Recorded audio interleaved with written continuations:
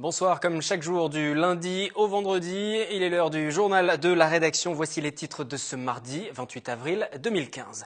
50 ans, Yvelines a voté son budget hier soir, un budget marqué par les économies en raison de la diminution des dotations de l'État. L'ancien ministre député des Yvelines, Benoît Hamon, parrain de Kéchave, un lycéen sans papier menacé d'expulsion. La cérémonie organisée par Réseau Éducation sans frontières s'est déroulée à l'Assemblée nationale. Et puis le rapport du député socialiste Guillaume Garot sur le gaspillage alimentaire propose d'interdire aux supermarchés de jeter les produits quelques jours avant leur date de péremption. Pascal Rodier, président du Secours populaire des Yvelines, nous donnera son avis sur la question. Il est l'invité de cette édition.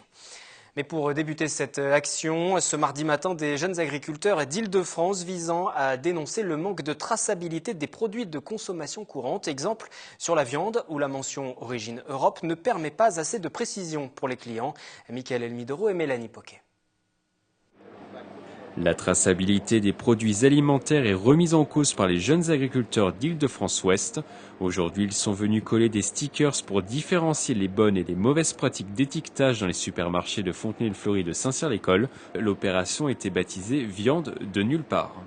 Là, on a voulu faire une action pour montrer aux consommateurs et forcer les industriels et les politiques à étiqueter leurs produits en mettant leur origine.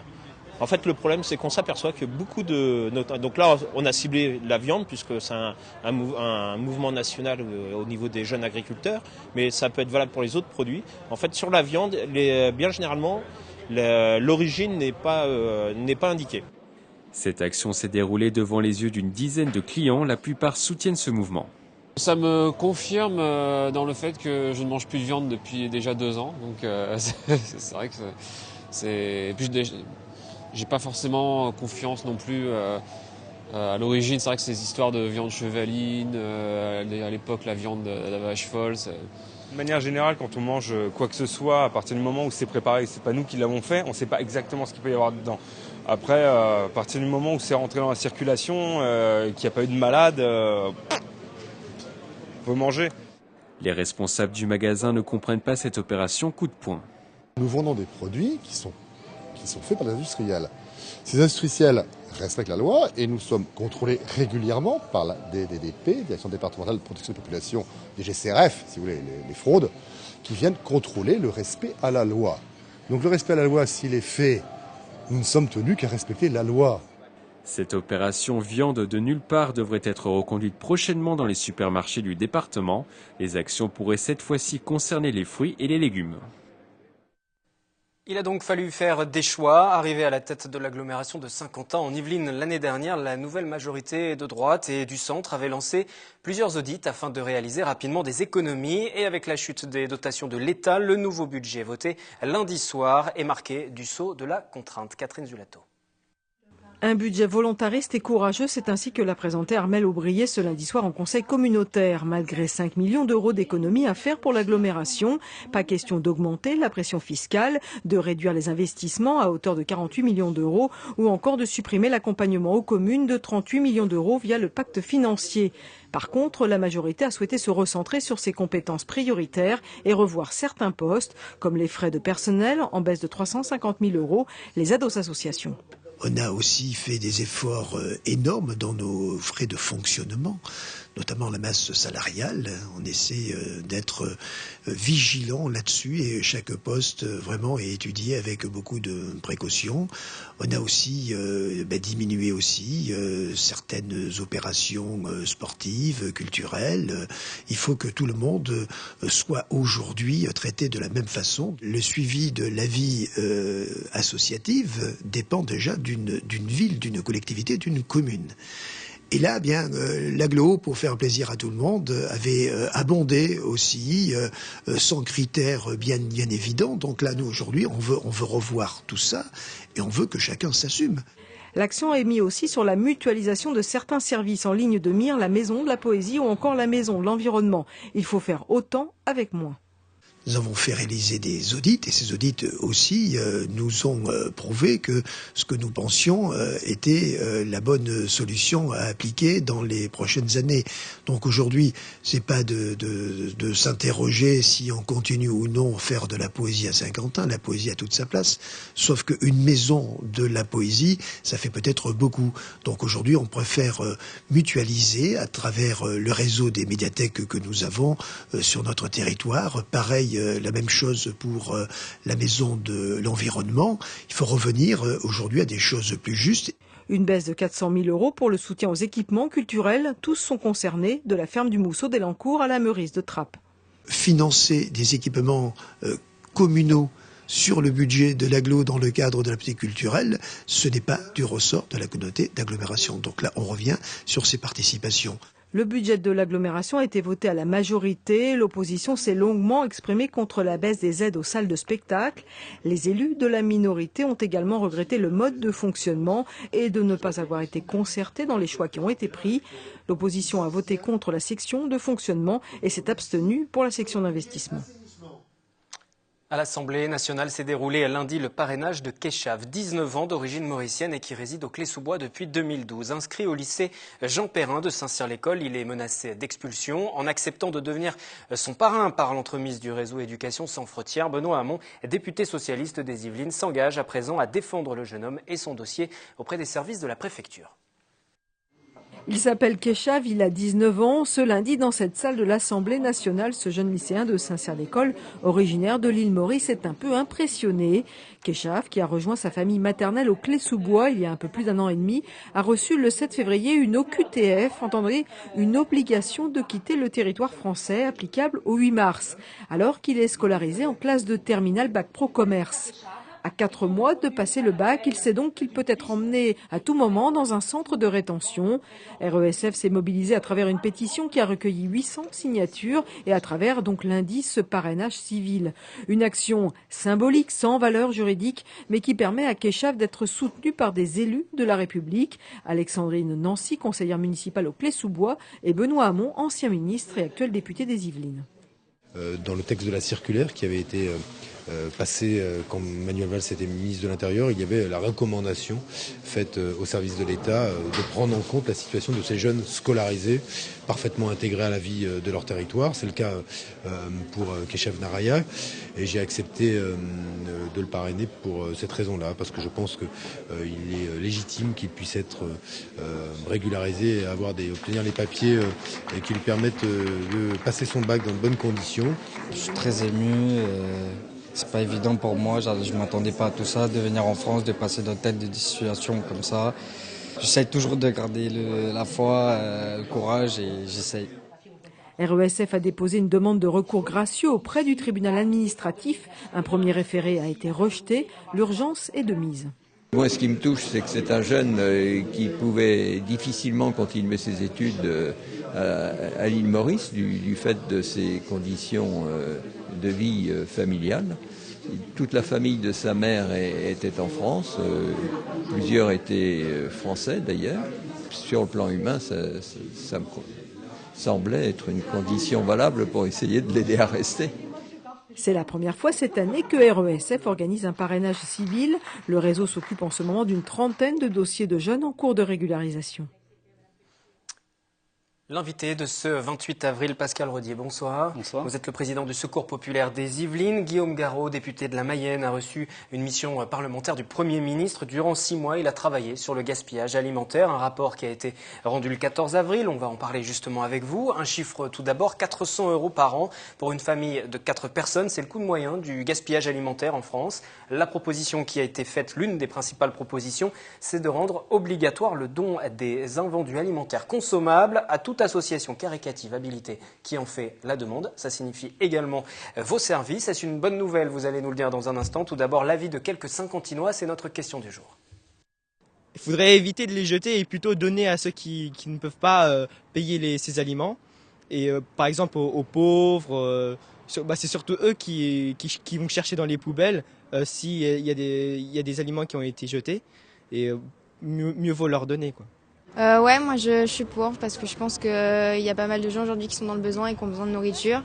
et faire des collectes et permettre de donner aux autres, ça serait plutôt pas mal plutôt que de jeter et de gaspiller comme si on n'avait pas besoin, quoi. Classifier un peu pour ceux qui ont besoin, ça serait plus juste, bien sûr. Interdire, je sais pas, mais restreindre vis-à-vis du gaspillage et tout ça, la surproduction et pour sensibiliser aussi les gens à mieux consommer. C'est important de pas tout jeter et surtout avec les problèmes de pollution qu'on a en ce moment et d'environnement, je pense que c'est important de garder et de donner aux autres. Rendre obligatoire le don des invendus alimentaires consommables à toute association caritative habilitée qui en fait la demande. Est-ce une bonne solution, Pascal Rodier, pour le Secours populaire ? C'est une solution. C'est-à-dire que en fait, ça va permettre d'améliorer l'ordinaire de ce que l'on est en capacité de proposer aux personnes qui viennent nous voir, et il y en a de plus en plus pour obtenir une aide alimentaire. Ça varie la palette des produits proposés, puisque nous, c'est plutôt des produits qu'on collecte à la sortie des grandes surfaces auprès de la population en direct, des denrées non périssables donc, et sinon des produits qui nous sont donnés par l'Union européenne en gestion. Le seul bémol, si bémol il peut y avoir par rapport à ce type de décision, c'est que en fait, ça va nécessiter pour l'ensemble des associations qui seraient intéressées pour travailler là-dessus à investir fortement en termes de matériel logistique, puisque derrière la redistribution, il y a la contrainte logistique qui est énorme en fait. C'est quelque chose qui se pratique déjà, récupérer les invendus sans qu'il y ait cette obligation légale pour l'instant ? En fait, depuis 4 ans, au niveau de la Fédération des Yvelines, on a des structures qui se sont mises à organiser la ramasse, comme on dit. C'est venu très fortement dans l'espace politique français à l'occasion de la renégociation du programme européen d'aide aux démunis, puisque c'est quelque chose de très répandu en Allemagne. Une association partenaire du Secours populaire en Allemagne qui s'appelle les Tafeln, en fait, c'est une structure en gros qui fait de la réinsertion sociale et les personnes qui sont en situation de réinsertion vont chercher dans les supermarchés comme ici. Et en contrepartie de leur contrat d'insertion, en fait, ils sont formés et ça fonctionne comme ça. Ça fonctionne dans le cadre de projets de réinsertion. Là, ici, le sujet, c'est de mobiliser des forces bénévoles pour redistribuer des produits qui sont tout de même en fin de vie, puisque c'est à 2-3 jours passé près de la date. Vite, donc les il va falloir et les redistribuer très rapidement. Sans rupture de la chaîne du froid, sans risque sanitaire pour les personnes à qui on va les reproposer. Et puis il va y avoir aussi pour les associations comme nous la gestion des déchets, si déchets il en reste malgré tout. Puisque quand on sait déjà par expérience que sur les produits que l'on nous donne comme ça, quand un jour vous vous retrouvez avec 3 palettes de pain, vous avez beau être de bonne volonté, avoir très faim et tout ça, il faut les écluser les palettes de pain et même en déclinant sous toutes les formes, ça peut être quand même compliqué. Et pour nous, se retrouver à la place des grandes surfaces, avoir à faire le choix de mettre dans les poubelles, ça peut aussi poser un problème d'ordre moral. Imaginez une personne qui va aux portes d'une association humanitaire comme le Secours populaire et voir que des bénévoles jettent à manger, l'impact que potentiellement ça peut avoir. Alors là, je vous fais la version... C'est un peu un cadeau empoisonné, finalement, cette décision. Non, en fait, je le dis, c'est le problème du systématique. À partir du moment où c'est systématique, c'est comme tout. Bien de le rendre possible, mais pas. Voilà. Alors, ceci dit, il faut en faire la demande. Ce ne sera pas une. Oui. Voilà, il faut mais ensuite en fait, que vous fassiez la démarche de demander. En fait, vous savez comme moi, je pense que dans la grande distribution, ils sont quand même assez proactifs. Et donc là, on a déjà eu des appels de grandes enseignes pour nous demander, sous 10 jours, de leur donner des réponses pour les 8 établissements dans lesquels il n'y avait aucune association jusqu'à présent qui venait chercher, parce que les mêmes endroits, depuis des années, nous disaient non. Et maintenant, comme ça va être obligatoire, ils nous disent ouais, c'est super important de venir nous voir. Et vous leur avez répondu quoi ? Vous réfléchissez, voir la logistique. En fait, c'est même pas de la mauvaise volonté, c'est qu'en plus, il faut un maillage territorial qui corresponde. C'est-à-dire que si demain, je demande à 2 bénévoles, puisqu'il faut être au moins ça pour pouvoir aller récupérer les produits,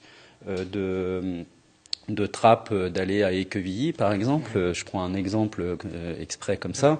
Voilà, ça risque d'être un petit peu compliqué. Puis en termes de frais de fonctionnement pour l'association, ça va en générer quelques-uns. Mais pour prendre un exemple qui est pas vraiment sur ce territoire-là, mais qui est pas très loin non plus, sur Houille, il y a un comité local tous les jours. Ils y vont et ils redistribuent tous les jours aux familles. Donc c'est vrai que c'est mieux pour les personnes de pouvoir tous les jours. Donc comme ça se fait une rotation entre les familles et puis il y a une diversité de produits. Donc c'est un mieux. En rendant obligatoire le don, en tout cas l'interdiction de jeter pour les supermarchés ces denrées alimentaires, il faudrait un accompagnement des associations comme les vôtres, des aides, ne serait-ce que même financières, pour gérer les stocks, des solutions qui soient proposées. Il y a des équipements logistiques incontournables. Enfin, une armoire frigo, ça coûte au moins 2 000 €. Il y a 23 structures dans le département. Il va falloir investir, par exemple. Voilà. Concrètement, vous allez devoir investir pour ça. ça. 23 structures dans le département, 2 armoires frigorifiques à 2 000 €. Vous comptez, ça nous amène à plus de 40 000 €, quoi. Donc, ça représente des investissements pour nous qui sont importants et il va falloir qu'on réfléchisse. Donc, après, on a déjà sur le département une dizaine de conventions comme ça de récupération de produits et partout où ça s'est fait, c'est parce qu'en fait, il y avait des équipes bénévoles qui se sont donné les moyens de le faire. Et comme je le dis, le fait de rendre ça obligatoire au niveau des grandes surfaces présente le risque de mettre une pression assez forte sur des associations qui ne seront pas forcément toujours aptes à faire face à l'ensemble. Par exemple, nous, les structures sur la ville nouvelle, qui ne sont pas des petites structures d'accueil des personnes en difficulté, au-delà du magasin de moyenne surface, on rentre dans des volumes qui sont énormes en fait. Si vous saviez ce qu'un hypermarché jette tous les jours en produits frais, voilà, c'est l'aide alimentaire, ça représente quoi pour le Secours populaire dans votre activité? Pour les bénévoles dans les structures locales, ça représente bien 50% de l'activité à l'année. C'est une vraie activité qui demande des bras, de l'énergie, et c'est pour ça que de manière un petit peu têtue et insistante, à chaque fois on fait des appels à bénévoles sur ces sujets-là, parce que c'est très exigeant en termes de temps. Et donc là, si vous rajoutez une contrainte qui va être aussi de pouvoir avoir géré le truc avant 10 heures parce qu'ils ont un métier aussi, les gars dans les supermarchés, et donc il faut qu'ils sortent de leur stock tout ça. Il ne faut pas que ça perturbe trop non plus l'organisation de l'entreprise. Donc on sait, en place, ce sera forcément. On connaît d'expérience que c'est tout de même un petit peu contraignant pour tout le monde. Maintenant, une fois que c'est organisé puis que ça prend son rythme de croisière, à la fin, ça fait quelque chose de bien, quoi. Très bien. On va profiter de votre présence également sur ce plateau, juste pour faire un point par rapport à l'actualité, notamment internationale. Secours populaire français qui se mobilise suite au séisme meurtrier au Népal. Vous êtes engagé également, s'il y a des dons, s'il y a des bonnes volontés qui se manifestent? Des dons, surtout. En fait, ce sera pour aller récupérer la nourriture. En fait, si vous voulez, comme nous, on ne fonctionne pas comme des urgentistes de la sécurité civile ou les pompiers volontaires ou des choses comme ça. On ne fait pas partir de gens du Secours populaire sur l'urgence des 6 premiers jours. On est plutôt sur la post-urgence et la réhabilitation après sur la durée. C'est-à-dire que classiquement, là, vous voyez sur Haïti, par exemple, depuis qu'il y a eu la dernière catastrophe en Haïti, on continue de boucler des projets. Là. Ça se traduit en général dans la première année qui suit. Il y a une première solidarité nécessaire qui va être aider à la mise à l'abri, la potabilisation de l'eau, les soins, apporter des produits de première nécessité qui sont souvent achetés dans la sous-région, en fait. Et ce qui se passe là au niveau de l'association, c'est qu'on a débloqué 50 000 € au niveau national pour permettre, en fait, avec des réseaux de partenaires, puisqu'on a des partenaires dans un petit peu tous les pays du monde, surtout dans ces pays-là, l'Inde, le Népal, le Tibet. Ça fait des années qu'on a des associations de partenaires sur place. Donc moi, j'ai pas les détails de ce qui va se faire, mais j'imagine que ça va se passer comme ça se passe à chaque fois. Ce sont nos représentants locaux ou dans la sous-région qui sont mandatés par l'association Secours populaire dans un premier temps pour amener des produits de première nécessité et puis après faire des évaluations de projets de réhabilitation, la plupart du temps d'équipements collectifs. Un château d'eau, une école, un site collectif. Forcément les bienvenus, l'appel aux ça dons pour le nécessite effectivement populaire beaucoup d'argent. Actuellement pour le Népal. Et puis juste pour conclure, est-ce qu'il y a aussi un message à faire passer, un appel encore à bénévoles sur le terrain pour des actions qui vont s'engager dans les prochaines semaines, Alors, sur le département? On est en montée en puissance de la campagne vacances et donc on appelle des familles d'accueil bénévoles qui seraient intéressées par offrir 2 à 3 semaines à des enfants de 6 à 11 ans de se manifester auprès de la Fédération des Yvelines. Et à ce moment-là, des bénévoles viendront les rencontrer pour proposer de partager leurs vacances à un gamin qu'on n'a pas. Et donc, il faut régulièrement, comme ça, se tenir informé en visitant notre site internet et vous verrez qu'il y a très souvent des collectes qui s'organisent, des initiatives. Demain, on a encore des baptêmes de BMX au Vélodrome national qui ont lieu pour des enfants. Donc voilà, ça ne s'arrête jamais. Secours populaire pour /78. Voilà, si vous souhaitez retrouver tous les renseignements. Merci Pascal Rodier, président du Secours populaire des Yvelines, Secours populaire qui fête ses 70 ans de solidarité populaire. La suite du journal avec samedi dernier, sur la place d'Armes de Versailles, une vingtaine de voitures de collection. Elles étaient rassemblées à l'initiative de l'association Raoul Follereau qui lutte contre la lèpre, l'ignorance, l'exclusion et la pauvreté. Les curieux ont fait un tour dans ces voitures d'exception pour la bonne cause. Mélanie Poquet, Yolène Torres. Passer quelques minutes dans une Alfa Romeo 2000 de 1972 ou une Brissono Elots de 1958. Quelques minutes pour échanger autour des véhicules contre un don de 5 €. Répondre à toutes les interrogations effectivement des visiteurs, puisque j'ai la chance d'avoir une voiture peu connue, donc immanquablement je suis sollicité sur où, quand, comment, et là on passe de bons moments. C'est pour une bonne cause, Raoul Follereau, c'est quand même une cause sérieuse, et aussi parce que j'adore les vieilles voitures. Les propriétaires et pilotes sont venus bénévolement à la demande de l'association Raoul Follereau pour récolter des fonds destinés aux enfants orpailleurs de Nami Sigma au Burkina Faso. Cet argent nous permettra d'aider ces enfants qui travaillent dans des conditions inhumaines sur la mine d'or, qui sont exploités, qui sont confrontés à des activités physiques bien au-delà de leur capacité. Ça nous permettra d'aider ces enfants à aller à l'école, ça nous permettra de les protéger, de les nourrir. La fondation créée en 1968 par le journaliste et écrivain français Raoul Follereau lutte contre l'exclusion causée par la maladie, la pauvreté ou l'ignorance. Elle soutient actuellement 351 projets dans 32 pays dont la France. Ce jour-là, l'association a récolté 700 €. Nous en avions déjà parlé dans ce journal. Un nouvel atelier original était proposé pendant ces vacances scolaires à la maison des parents dans la ville de Trappes. Un atelier de 5 jours animé par l'association pour la promotion de la citoyenneté des enfants et des jeunes. Ça vient de se terminer par une reconstitution de procès en salle du conseil municipal. Sephora Namani et Elodie Moine. 2 ans de prison pour Honoré, 18 mois pour Jamal et 1 an pour Silas. Telles ont été les peines prononcées par le juge Rosenzweig lors de la reconstitution de procès vendredi en salle de conseil municipal de Trappes. Il s'agissait de siéger une affaire de drogue. Qui est allé acheter la drogue? C'est toi, Jamal? Elle vient d'où la drogue? Elle tombe d'où? Elle tombe du ciel? En fait, la drogue, c'est Honoré qui l'a acheté. Atelier organisé à l'initiative de la Maison des Parents, en partenariat avec l'APSEJ toute la semaine dernière, l'enjeu était d'inscrire parents et enfants dans une démarche de réflexion commune sur la justice et la citoyenneté. Une mission réussie, car même les parents en ressortent mieux informés. Cet atelier est un atelier particulier. J'ai été surprise. Je ne m'attendais pas. Je connais la justice un petit peu, mais le fait d'être acteur d'une certaine manière m'a fait encore plus constater qu'il n'est pas facile de juger, qu'il n'est pas facile d'aborder les problèmes que la justice rencontre.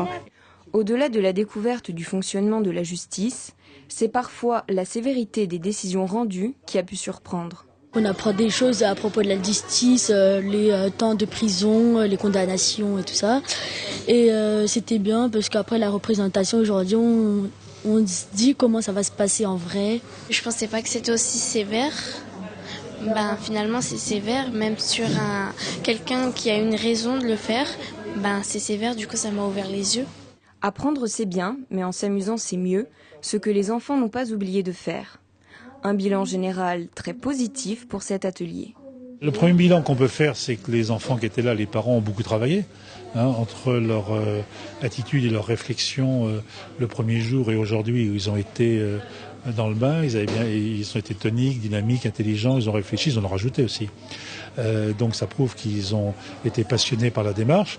Après tout, c'était le but. Le but, c'était qu'ils réfléchissent à la justice, mais d'un autre côté, qu'ils ne s'ennuient pas. Cette action de sensibilisation à la citoyenneté, menée par la Maison des Parents, se poursuivra en mai avec les élèves du collège Le Village. Pour clore un peu la séquence, on va les remercier les uns les autres, remercier les parents. Et c'est ainsi que se referme cette édition. Merci de l'avoir suivi. Je vous retrouve demain à même heure. Excellente soirée sur TV Fil. Tout de suite, le 7-8 Société avec cette question. Ce soir, le numérique à l'école, est-ce une révolution? Vos réactions avec le hashtag 7-8 Société sur Twitter. À mercredi.